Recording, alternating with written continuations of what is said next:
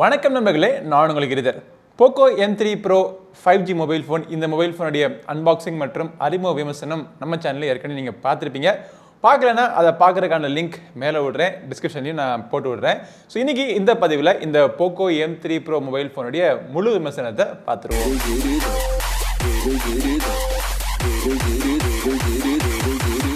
Poco M3 Pro இந்த mobile ஃபோனை அவங்க 5Gன்னு சொன்னாலும் இந்தியாவில் 5G கிடையாது.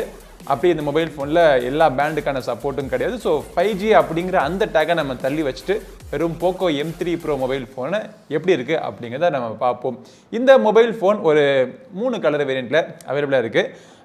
பிளாக் கலர், ப்ளூ கலர் மற்றும் எல்லோ கலர் அப்படிங்கிறாங்க. நம்மக்கிட்ட அந்த ரிவ்யூக்கு எல்லோ கலரை மட்டும் அனுப்பிச்சிருந்தாங்கன்னா சூப்பராக இருந்திருக்கும். ப்ளூ கலர் பார்த்தீங்க அப்படின்னா பிளாக்குக்கும் ப்ளூவுக்கும் நடுவில் தான் இருக்குது. அந்த பெருசாக அந்த எட்ஜில் அந்த கொடுத்துருக்க அந்த டிசைன்லாம் பார்த்தீங்கன்னா துண்டாக தெரிகிற மாதிரி இல்லை. அந்த எல்லோ கலரில் பார்க்குறதுக்கு சூப்பராக இருந்துச்சு. மற்றபடி மொபைல் ஃபோனுடைய டிசைன் பார்த்தீங்க அப்படின்னா பின்புறத்தில் அவங்க பிளாஸ்டிக் கொடுத்துருக்காங்க. சைடோடைய ஃப்ரேமுமே பிளாஸ்டிக் தான். முன்புறத்தில் கார்னிங் கொரில்லா கிளாஸ் 3 ப்ரொடெக்ஷன் கொடுத்துருக்காங்க. மொபைலினுடைய வெயிட் ஒரு 190 கிராம்ஸ். ரொம்ப ஹெவியான மொபைல் ஃபோன்னு சொல்ல முடியாது. அதே மாதிரி திக்னஸும் பார்த்தீங்கன்னா ஒரு 8.9 mm திக்னஸ் கொடுத்துருக்காங்க. Poco M3 Pro சமீபத்தில் ரிலீஸ் ஆகிற ரெட்மி மொபைல் ஃபோன்ஸ் மாதிரியே ஃபிங்கர் பிரிண்ட் ஸ்கேனர் பார்த்தீங்கன்னா சைடில் வச்சிருக்காங்க. பர்சனலி என்னை கேட்டிங்க அப்படின்னா side mounted finger print scanner எனக்கு கம்ஃபர்டபுளாக இருக்கும். இன்டிஸ்பிளே ஃபிங்கர் பிரிண்ட் ஸ்கேனரை விட நான் ப்ரிஃபர் பண்ணுறது side mounted finger print scanner. But இது உங்களுடைய ஒவ்வொருத்தருடைய சொந்த ப்ரிஃபரன்ஸை பொறுத்து நீங்கள் முடிவு பண்ணிக்கலாம். ஆனால் ஃபிங்கர் பிரிண்ட் ஸ்கேனர் இவங்க கொடுத்துருக்கிறது ரொம்ப ஃபாஸ்ட்டாக கொடுத்துருக்காங்க. அதே மாதிரி ஃபேஸ் அன்லாக்கும் பார்த்தீங்கன்னா டிபெண்டபிளாகவும் ஃபாஸ்ட்டாகவும் இருக்குது. இந்த மொபைல் ஃபோனில் சிங்கிள் ஸ்பீக்கர் தான் கீழ் நோக்கி இருக்குது. யூஷுவலாக அதாச்சும் ஒரு கம்பெனிலேருந்து ஒரு மொபைல் ஃபோன் வருதுன்னு வச்சுங்களேன். ஸோ அவங்க ஒரு அட்வான்ஸ் ஃபீச்சர் கொடுத்துட்டாங்க. ஸோ அதுக்கு அடுத்தபடியாக அந்த கம்பெனிலேருந்து இன்னொரு மொபைல் ஃபோன் வருது அப்படிங்கிறப்போ அந்த ஃபீச்சரை அவங்க ரீட்டன் பண்ணுவாங்க அப்படின்னு சொல்லிட்டு ஒரு எதிர்பார்ப்பு இருக்கும். அதை அவங்க எடுத்தாங்கன்னா நமக்கு கஷ்டமாக இருக்கும். ஏன்னா இதுக்கு முன்னாடி இந்த மொபைல் ஃபோனில் ஸ்டீரியோ ஸ்பீக்கர் கொடுத்தாங்க. ஸ்டீரியோ ஸ்பீக்கரோட எஃபெக்ட் பார்த்தீங்கன்னா சூப்பராக இருந்துச்சு. அதுக்கப்புறம் அந்த மொபைல் ஃபோனில் ஸ்டீரியோ ஸ்பீக்கர் தூக்குறாங்க. எதுக்கடா கொடுக்குறாங்க, வாங்குறாங்க, கொடுக்குறாங்க, தூக்குறாங்கிற மாதிரி ஒரு சின்ன ஒரு ஏமாற்றம் அந்த இடத்துல. ஸோ ஸ்டீரியோ ஸ்பீக்கர் கொடுத்துருந்தாங்கன்னா அட்டகாசமாக இருந்திருக்கும். சரி, நம்ம டிஸ்பிளேயை பற்றி நம்ம பார்ப்போம். ஸோ இந்த மொபைல் ஃபோனில் பெரிதும் விமர்சிக்கப்பட்ட ஒரு விஷயம் என்னன்னா இதில் இருக்கக்கூடிய IPS LCD பேனல். அஃப்கோர்ஸ் இந்த மொபைல் ஃபோனுடைய பட்ஜெட் பார்த்தீங்க அப்படின்னா 14,000 rupees ஸ்டார்டிங் ரேட். 4GB மற்றும் 64GB வேரியண்ட்டுடைய விலை பார்த்தீங்கன்னா 13,999 rupees.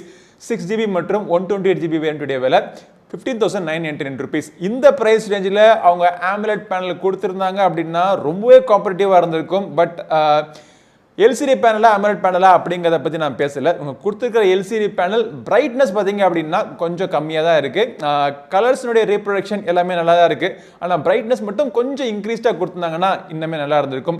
ஃபுல் HD பேனல் கொடுத்துருக்காங்க. 90 ஹெர்ட்ஸ்க்கான ரெஃப்ரெஷ் ரேட் இருக்குது. இந்த ரெஃப்ரெஷ் ரேட்டில் நீங்கள் கேம்ஸ் விளையாடுறதா இருக்கட்டும், இல்லை ஒரு ஃபாஸ்டான அப்ளிகேஷன் யூஸ் பண்ணுறதா இருக்கட்டும், எல்லாமே ஸ்மூத்தாக இருக்குது. Poco M3 Pro மொபைல் ஃபோனுடைய பின்புறத்தில் சிங்கிள் கேமரா தான், 48 மெகா பிக்சல். நான் இன்னும் தப்பாக சொல்லலை, சிங்கிள் கேமரா தான். அதுக்கு பக்கத்தில் இருக்கிற இந்த 2 megapixel plus 2 megapixel அல்லக்கைகளை பற்றி நம்ம பேச போகிறது கிடையாது. அவங்க தள்ளி வச்சுருவோம். அவங்கள பற்றி நம்ம கணக்கிலேயே நம்ம எடுக்க போகிறது கிடையாது. சரி, இந்த 48 மெகா பிக்சல் மெயின் கேமரா பார்த்தீங்க அப்படின்னா ஓரளவுக்கு நல்லாவே ஒரு டீசெண்டான பெர்ஃபார்மன்ஸ் கொடுக்குது. லைட் நல்லா இருந்துச்சு அப்படின்னா டீட்டெயில்ஸ் எல்லாம் மெயின்டைன் ஆகுது. ஷார்ப்னஸ் அருமையாக இருக்குது. அதே நேரத்தில் கலர்ஸுடைய ரீப்ரொடக்ஷன் பார்த்தீங்கன்னா ஓவர் சேச்சுரேஷன் இல்லாமல் கரெக்டான கலர் ரீப்ரொடியூஸ் ஆகிற மாதிரி எனக்கு ஃபீல் ஆகுது.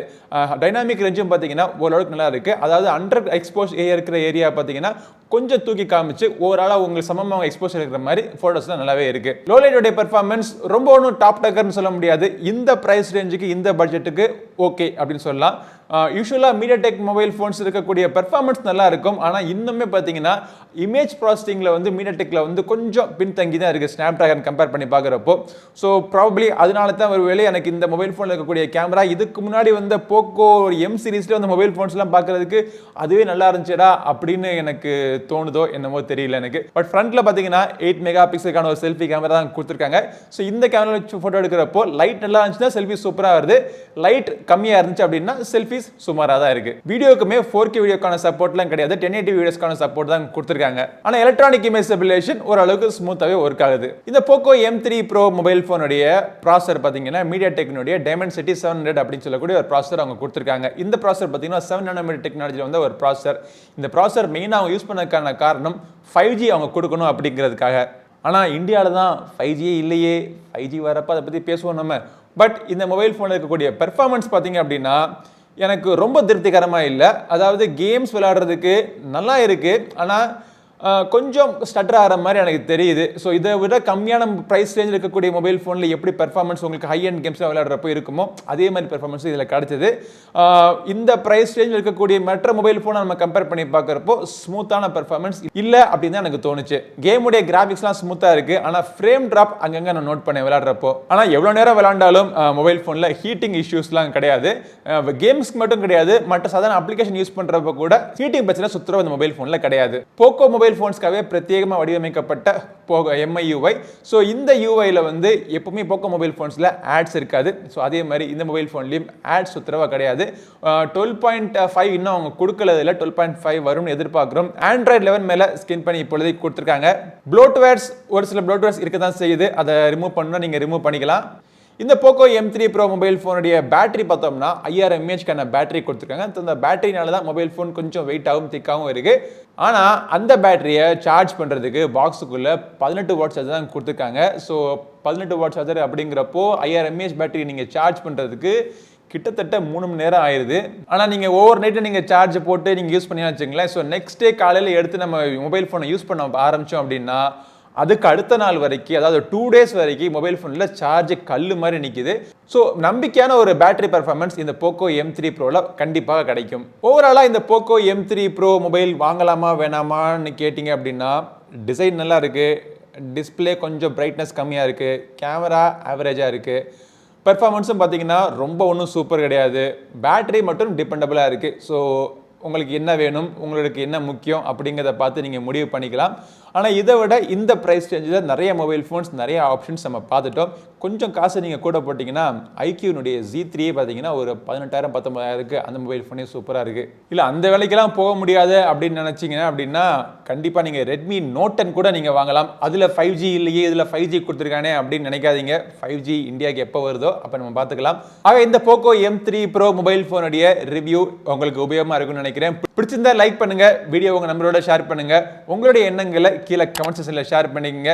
நம்ம சேனலுக்கு இன்னும் சப்ஸ்கிரைப் பண்ணலன்னா சப்ஸ்கிரைப் பண்ணிட்டு கூடவே பெல் பட்டன் பிரஸ் பண்ணிடுங்க. அடுத்த ஒரு பதிவில் உங்களை மீண்டும் சந்திக்கும் வரை உங்களிடம் இருந்து விடைபெறுவது உங்கள் நண்பன் கிரிதர். வாழ்க தமிழ், வளர்க பாரதம். நன்றி, வணக்கம்.